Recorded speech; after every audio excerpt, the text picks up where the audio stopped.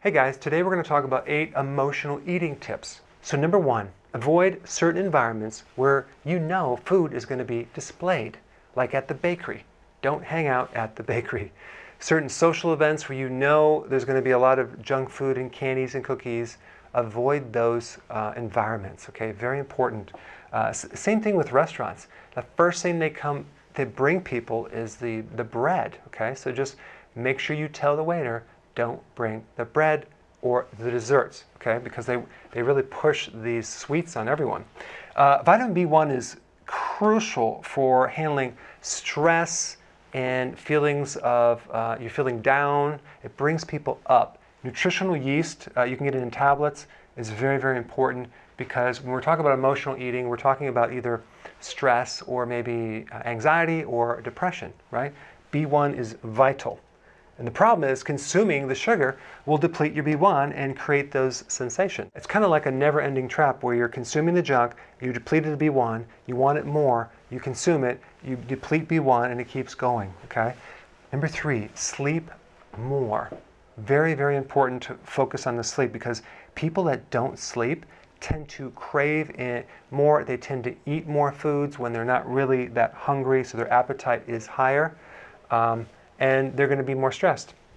Number 4, if it's related to your menstrual cycle, then take some sea kelp, or there's a product called Estrogen Balance. I put a link down below that will help stabilize your cycle.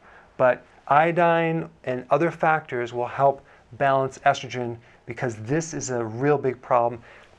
It kind of puts you in a state that's not yourself. You're irritable, moody, and of course you're going to eat to help get relief. Number 5, fix the blood sugar issues. You've probably been watching my videos, but if you haven't, you need to start watching the ones on keto and intermittent fasting because unless that blood sugar is handled, boy, it's going to be really impossible to get rid of the hunger and the cravings. But if we could make it so you don't crave anything and you're not hungry, it's going to make it a lot easier.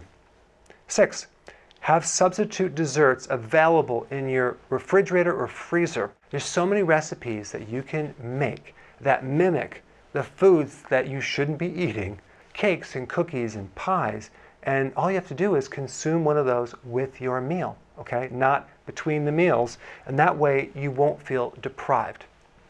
Number 7, no junk food in the house. You're going to have to talk to your family, your spouse, and get their agreement that you just can't keep the junk food in the house. And also not in little baskets around the kitchen and in the living room where food is just sitting there all over the place. We want to get the food into the cupboards or the refrigerator and not in front of your face, especially if you get bored at night. It's just kind of like, oh, let me start eating these nuts.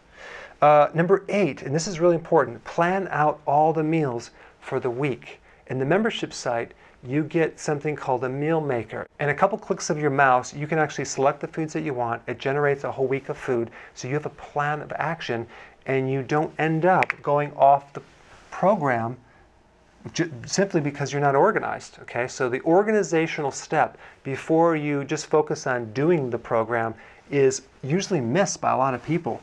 So the key is planning this thing out for the whole week. So you have the food there, it's all planned, and you just follow the plan. All right. Thanks for watching. So if you're enjoying these videos, click share and spread the word.